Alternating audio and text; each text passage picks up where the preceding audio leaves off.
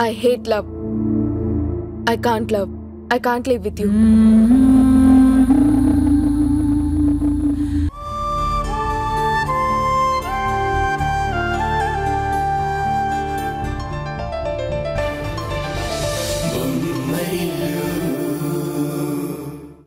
నాకు మీరే గొప్ప.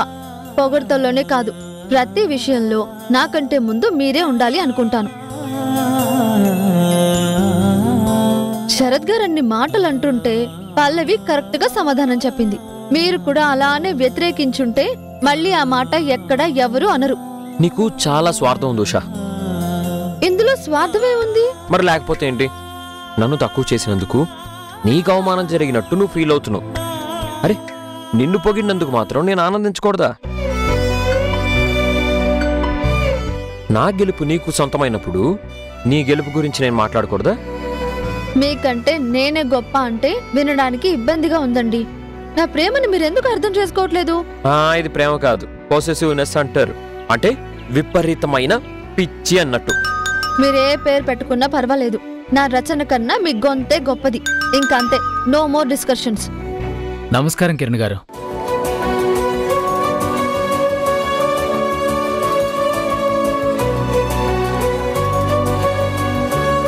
నా పేరు భాస్కర్ అండి, ఫిలిం ప్రొడ్యూసర్ని.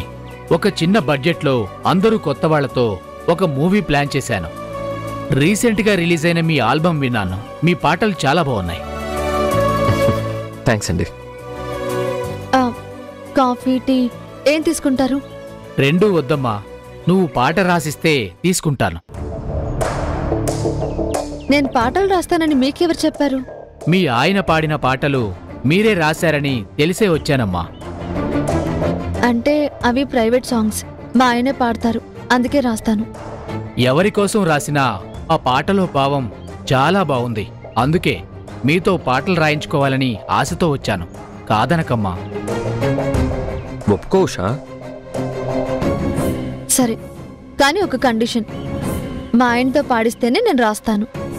సార్తో పాడించాలని మాకు ఉందమ్మా. కాకపోతే ఇది ఫీమేల్ సాంగ్, అమ్మాయితోనే పాడించాలి. అయితే సారీ అండి, నా కండిషన్ చెప్పాను కదా, నేను రాయలేను. మిమ్మల్ని వెతుక్కుంటూ వస్తే అలా అంటారేంటమ్మా? చెప్పాను కదండి, నేను పాట రాస్తే ఆయనే పాడాలి, వేరే వాళ్ళు పాడడం నాకు ఇష్టం ఉండదు. నా ఆలోచనల్లోంచి పుట్టే పదాలు ఆయన పాడితేనే అందంగా ఉంటుంది. పాట రాసినందుకు నాకు కూడా తృప్తిగా ఉంటుంది. సార్, కాస్త మీరైనా చెప్పండి సార్. లేదు లేదు, ఆయన చెప్పినా సరే నేను ఒప్పుకోను. ప్రొడ్యూసర్ గారు, మీరు సిట్యుయేషన్ చెప్పండి, తను రాస్తుంది. నేను రాయను. మీరేం కంగారు పడకండి, నేను రాయిస్తాను కదా, మీరు చెప్పండి. ఏంటండి ఇది? ఉషా, నువ్వు ఆగు. సరే చెప్పండి. ఇది ఈ జనరేషన్లో జరిగే కథ. భార్యాభర్తలిద్దరూ ఒకే కంపెనీలో సాఫ్ట్వేర్ ఉద్యోగాలు చేస్తూ ఉంటారు. భార్య టాలెంట్కి భర్త కన్నా పెద్ద పొజిషన్కి ప్రమోట్ అవుతుంది. స్టార్టింగ్లో నవ్వుతూ ఎంకరేజ్ చేసిన ఆఫీసులో అందరూ తక్కువ చేసి మాట్లాడేసరికి భర్తకి ఈర్ష్య మొదలవుతుంది. ఈ ఈర్ష్య భార్యాభర్తల్ని దూరం చేస్తుంది. విడాకులు తీసుకునే వరకు వస్తుంది. ఇదమ్మ కథ. ప్రొడ్యూసర్ గారు, మీరు రేపు ఉదయం రండి, పాట రెడీగా ఉంటుంది. సరే, వెళ్ళొస్తాను సార్. Yeah, okay, వెళ్ళొస్తానమ్మా.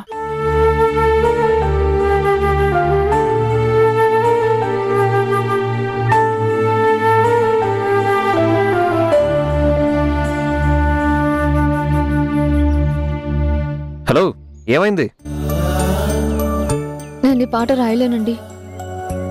ఇలాంటి కథని ఊహించుకోవడమే నాకిష్టం లేదు. అరే, ఇది కల్పిత కథ, నిజం కాదు. అబద్ధమైనా సరే భార్యాభర్తలు విడిపోవడం గురించి రాయడం నాకిష్టం లేదు. ఆ కథ కూడా ఎందుకో చాలా ఇబ్బందికరంగా అనిపిస్తుంది. ఇబ్బందా? వెయిట్ ఎ మినిట్, కొంపతీసి మానిద్దరిని ఊహించుకుంటున్నావా?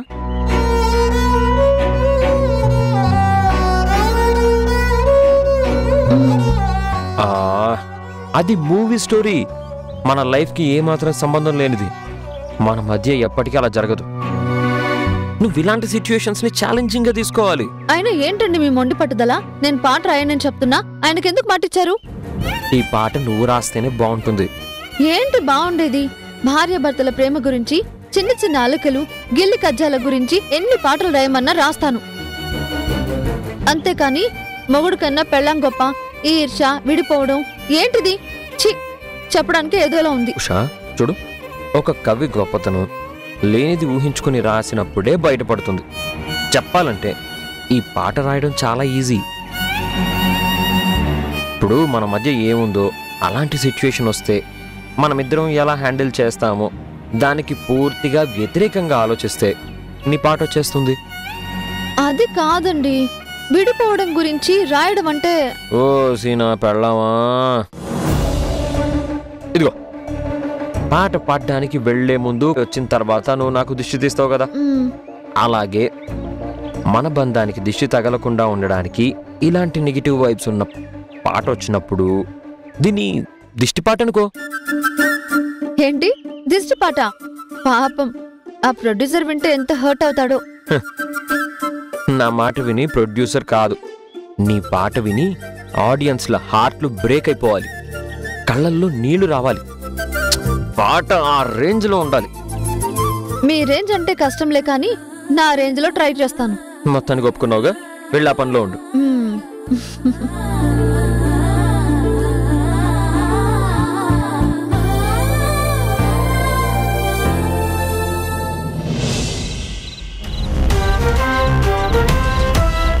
ఉండనివ్వమ్మా, వాళ్ళు ఎంత సంతోషంగా ఉన్నా ఇంకా కొన్ని రోజులే. ఏంటి అంత ఖచ్చితంగా చెప్తున్నావు? కొత్త ప్లాన్ ఏమైనా రెడీ చేసావా? రెడీ చేయడం కాదు, ఆల్రెడీ అద్భుతమైన పర్ఫార్మెన్స్ ఇచ్చాను. ఏంటి నువ్వు చెప్పేది? ఈరోజు ఆఫీస్కి శ్రావ్య ఆడియో CEO శరత్ వచ్చాడు. అతను అందరిలానే కిరణ్ ని పొగడకుండా వాళ్ళ ఆవిడ రాసిన లిరిక్స్ గురించి గొప్పగా చెప్పడం స్టార్ట్ చేశాడు. అయితే ఏమైందే? పెళ్ళాన్ని పొగిడితే కిరణ్ కి సంబరమే కదా. ఆ సంబరాలు ఇంతకు ముందు, ఇప్పుడు కాదు. మొదట బాగానే ఊకొట్టాడు, కానీ ఆ శరత్ లిరిక్స్ గొప్ప, సింగర్ గొప్ప కాదు అని చెప్పడంతో కిరణ్ ఈగో హర్ట్ అయ్యి ఆర్గ్యుమెంట్ స్టార్ట్ చేశాడు. దొరికిందే ఛాన్స్ అని కిరణ్ కూల్ అయ్యే టైంకి నేను రాసే పదాల కన్నా పాడే గొంతే గొప్ప, కిరణ్ ని తక్కువ చెయ్యొద్దు అంటూ హార్డ్ కోర్ ఫ్యాన్ లా రెచ్చిపోయాను. నా కోపం కిరణ్ మైండ్ లో చాలా స్ట్రాంగ్ గా రిజిస్టర్ అయ్యింది. ఆ ఫీలింగ్ కిరణ్ మైండ్ ని బాగా డిస్టర్బ్ చేస్తుంది. పెళ్ళాం మీద ప్రేమని ఫైటింగ్ గా మారుస్తుంది. అంటే ఇంత చిన్న ఇన్సిడెంట్ వాళ్ళ మధ్య దూరం పెంచుతుందంటావా? అమ్మా, అమెజాన్ అంత పెద్ద అడవిని తగలబెట్టడానికి ఒక చిన్న అగ్గిపెట్టె సరిపోదా? కిరణ్ మనసులో ప్రేమే కాదు, కొంచెం ఈగో కూడా ఉంటుంది. ఆ ఈగోని కూడా రెచ్చగొడితే పచ్చని సంసారం భగ్గుమంటుంది. ఉషా కిరణ్ల సంతోషం బూడిదవుతుంది. అదేదో తొందరగా చేసేయే. ఓ తరుణ్ గడి కళ్ళన్నీ మన మీదే ఉన్నాయి. మన మీద కాదు, నీ మీద. ఓసి పిచ్చి మొహంతానా? నేను దొరికిపోతే నీ గురించి కనిపెట్టడం పెద్ద కష్టమేం కాదు. అంటే నువ్వు చెప్పేస్తావా? చెప్పేయడం అంటే నేనెందుకు చెప్తాను? మాక్సిమం నోరు మూసుకొనే ఉంటాను. ఒకవేళ పోలీస్ ట్రీట్మెంట్ స్టార్ట్ చేస్తే భయంలో నోరు జారుతానేమోనని. ప్రాణం పోయినా సరే కూతుర్ని కాపాడుకోవాల్సింది పోయి నేనిరుక్కుంటే నిన్ను కూడా లాగేస్తాను అని చెప్తున్నావా? ఏమమ్మవమ్మా నువ్వు?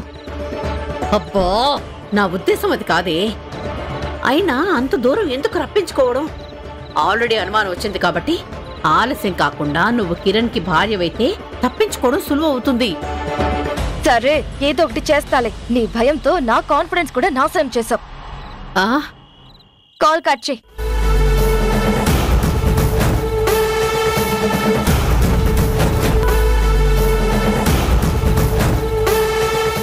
అద్భుతమైన ప్లాన్ చేశానన్న ఆనందం క్షణాల్లో ఆవిరి చేసేసింది. ఈ లోకంలో ఇంతమంది అమ్మలున్నా నాకు ఇలాంటి అమ్మనే ఎందుకు ఇచ్చావు దేవుడా?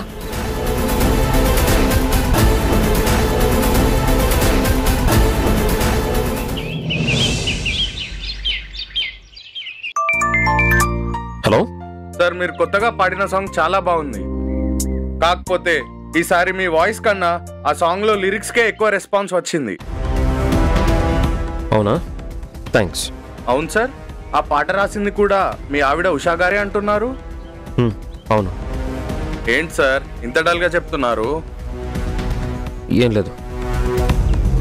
ఇప్పుడు మీ గొంతులో ఉన్న డల్నెస్సే ఆ పాటలో ఉందని పబ్లిక్ కామెంట్ సార్. సారీ, నేను చెప్పినందుకు ఏమనుకోవద్దు.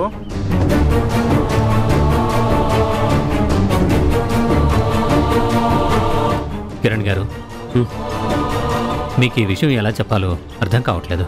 ఏమైందండి? మీ చేత పాడించాలనుకున్న ఆ ముగ్గురు మ్యూజిక్ డైరెక్టర్స్ ఇప్పుడు మిమ్మల్ని వద్దనుకుంటున్నారు. మీకు ఆ ఛాన్స్ మిస్ అయినట్టే. మీరెందుకండి అంత ఫీల్ అవుతున్నారు? నేనే సినిమా పాటలు పాడడానికి రాలేదు, ప్రైవేట్ ఆల్బమ్స్ చేసుకుంటాను. అంటే ఇప్పుడు రిలీజ్ అయిన పాట గురించి కూడా నెగిటివ్ టాక్ వచ్చింది కదా, అది తర్వాత ఆల్బమ్స్ మీద కూడా ప్రభావం చూపించేలా ఉంది.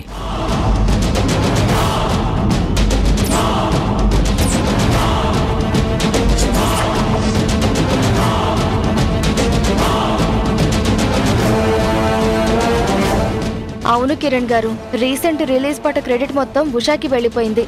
అందరూ మీ గొంతుని కామెంట్ చేస్తున్నారు, ఉషాకి కాంప్లిమెంట్స్ ఇస్తున్నారు.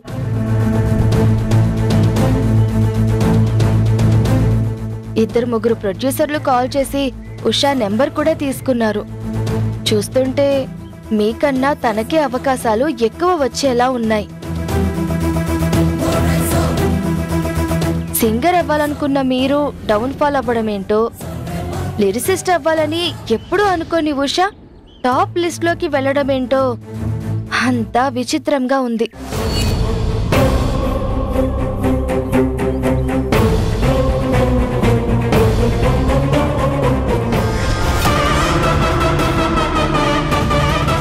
నా ప్లాన్ వర్కౌట్ అవుతుంది. తొందరలోనే ఇద్దరు విడిపోతారు. 3 రోజుల్లో మేఘన సీమంతం గుర్తుందా మీకు? గుర్తుంది కిరణ్. అంటే ఎప్పుడు బయలుదేరుతారు? డేట్ ఫిక్స్ కాగానే ఫస్ట్ కాల్ చేసి నీకే చెప్తాను, ఓకేనా? ఇక్కడ ఏర్పాట్ల గురించి నేను టెన్షన్ పడుతుంటే మీకు కామెడీగా ఉందా? కామెడీ ఏంటి కిరణ్? నువ్వేమో కౌంట్ డౌన్ స్టార్ట్ అయినట్టు గంటకోసారి కాల్ చేసి స్టార్ట్ అయ్యారా, వస్తున్నారా, ఇంకెన్ని రోజులని రకరకాల క్వశ్చన్స్ అడుగుతున్నావు. అది కాదండి, నేనొక్కదాన్నే హడావిడంతా చూసుకోవడం కష్టం కదా. ఒక్కదానివేంటి? ఇంట్లో సంజయ్ ఉన్నాడు, తరుణ్ ఉన్నాడు, హారిక, రేణు కూడా ఉన్నారు కదా, వాడు హెల్ప్ తీసుకో. తరుణ్ కి సెంట్రల్ ఆఫీస్లో మీటింగ్ ఉందని వెళ్ళాడు. వాడు కూడా మీలానే ఫంక్షన్ ముందు రోజు వస్తాడంట. మిస్ అయింది ఒక్కడే, మిగిలిన ముగ్గురు ఇంట్లోనే ఉన్నారు. నేను 2 డేస్లో వచ్చేస్తాను. కిరణ్, నాకు వేరే కాల్ వస్తుంది, ఓకేనా? బాయ్. అమ్మా, సంజయ్, సిటీలో ఉన్న బెస్ట్ ఈవెంట్ ఆర్గనైజర్స్ తో మాట్లాడు. వాళ్ళు చేసిన ఈవెంట్ వీడియోస్, ఫొటోస్ చూడు. అందులో బెస్ట్ అనిపించిన వాళ్ళకి ఈ పని అప్పగించు. నేను కాదమ్మా, ఈ ఫంక్షన్ ఐడియా నీది కాబట్టి నువ్వే సెలెక్ట్ చేయి. అన్నీ నీ చేతుల మీదే జరగాలి, సరేనా? సరేరా, వాళ్ళకి ఇన్ఫార్మ్ చేయి. ఎవరు ఆర్గనైజ్ చేసినా సరే ఈ ఫంక్షన్ మాత్రం ద బెస్ట్ గా ఉండాలి. ఏ చిన్న లోపం లేకుండా గ్రాండ్ గా జరగాలి. అలాగే అమ్మా, నువ్వెలా చెప్తే అలా. ఇంట్లో ఏమో సీమంతో హడావిడి స్టార్ట్ అయిపోయింది. నాకేమో టెన్షన్ పెరిగిపోతుంది. ఎలా ఎస్కేప్ అవ్వాలి దేవుడా? ఎలా ఎస్కేప్ అవ్వాలి? ఏదో ఒక దారి చూపించు. అక్క, ఈరోజు టాబ్లెట్స్ వేసుకున్నావా? లేదు. అయ్యో, టాబ్లెట్స్ వేసుకోవాలి కదక్క. ఇదిగో ముందే టాబ్లెట్ వేసుకో, తీసుకో.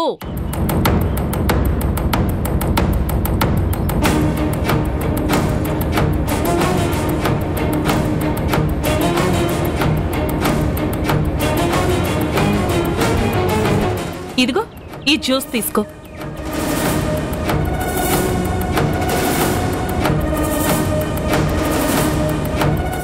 థ్యాంక్స్. థ్యాంక్స్ చెప్పాల్సింది నువ్వు కాదు, కడుపులో ఉన్న బేబీ అని చెప్పాను కదా. అలాగే. అవునక్క, 5వ నెల వచ్చినా నీ కడుపు ఇంకా పెరగలేదేంటి?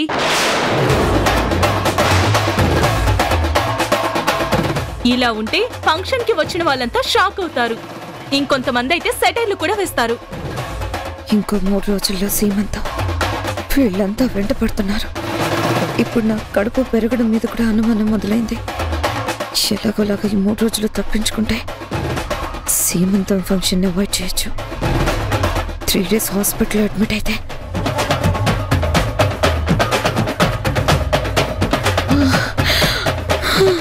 అక్క, అయ్యో అక్క ఏమైంది? అక్క అయ్యో, మేఘనక్క ఏమైంది? అక్క, అక్క లే, అక్క, అక్క లే, అత్తయ్య, అక్క, అక్క లే, అక్క, అక్క, అక్క లే, అక్క ఏమైంది? అక్క ఏమైంది? బావగారు,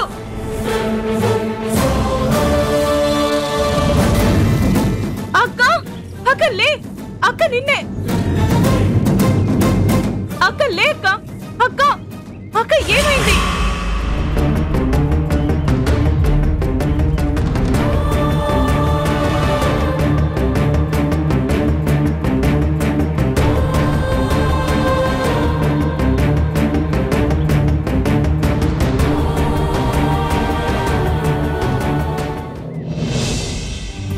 గుండెలోనా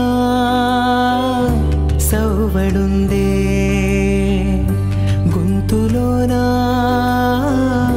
ప్రాణముందే, ఊపిరి మాత్రం ఉన్న పళంగా పోతున్నట్టుందే, ఉక్కిరి బిక్కిరి చేసే బాధే చుట్టుముట్టిందే. ఓరోరి దేవుడో ఎన్నెన్ని సితారాలు సేతావు నీ రాతలో, నీ చేతి బొమ్మలా ఈ నేల మీద మేము ఆడాలి ఎన్ని ఆటలు.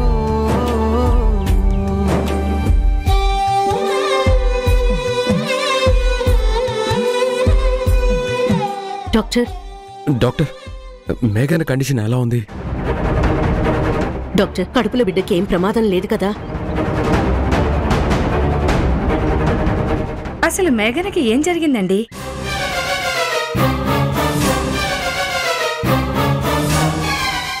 రొటీన్ గా ఇచ్చే టాబ్లెట్ జ్యూస్ ఇచ్చాను డాక్టర్. తాగిన వెంటనే ఒక్కసారిగా కళ్ళు తిరిగి పడిపోయింది. ఇంతకు ముందు ఎప్పుడైనా ఇలా జరిగిందా? లేదు డాక్టర్, ఇదే ఫస్ట్ టైం. డాక్టర్, ఎంత ఖర్చైనా పర్లేదు, ఎన్ని టెస్టులు చేసినా పర్లేదు, నా కోడలు కడుపులో బిడ్డ ఇద్దరూ సేఫ్ గా ఉండాలి. మా ప్రయత్నం మేము చేస్తాం మేడం.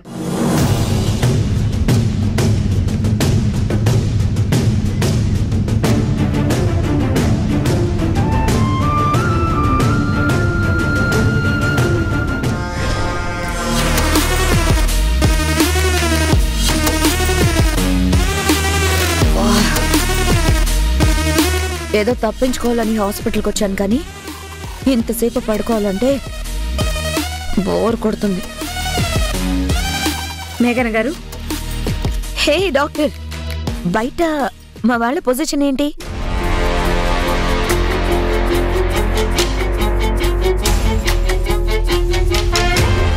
అయ్యో నా కోడలు, అయ్యో నా మనవడు అని గుండెలు బాదుకొని ఏడుస్తున్నారా?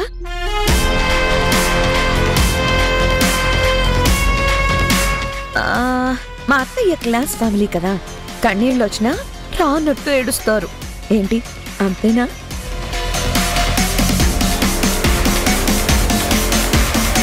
ఏంటి మేఘన గారు ఇది? వాళ్ళ ఎమోషన్స్ తో ఆడుకోవటం కరెక్ట్ కాదు. పాపం వాళ్ళంతా ఇది నిజం అనుకుని మీ గురించి, మీ కడుపులో ఉన్న బిడ్డ గురించి టెన్షన్ పడుతున్నారు.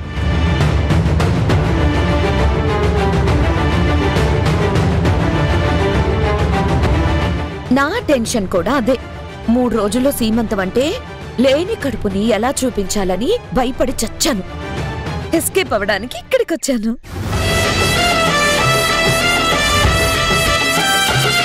ఇప్పుడు నువ్వు బయటికెళ్ళి ఐఎమ్ రియలీ సారీ, మీ కోడలకు అబార్షన్ అయ్యింది, ఫీల్ అవ్వకండి అని చెప్పు.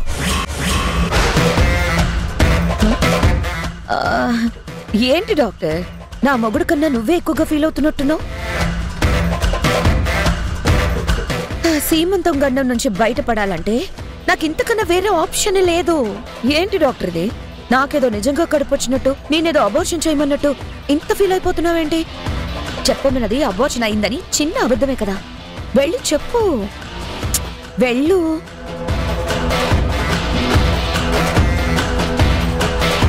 ఇంత చిన్న అబద్ధం కూడా చెప్పకపోతే అసలు ఈవిడెలా ఎదుగుతుంది? ఏం డాక్టర్, మేఘన బిడ్డ ఇద్దరు ఓకే కదా? ఏం ప్రమాదం లేదు కదా?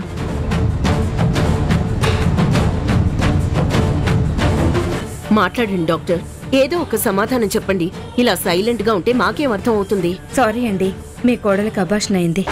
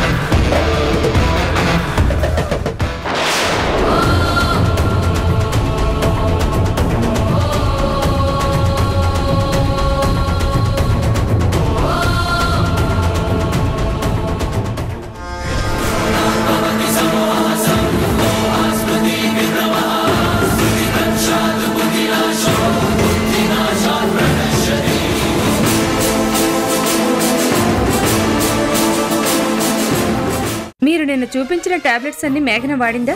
అవును డాక్టర్. ఈ టాబ్లెట్స్ కూడానా?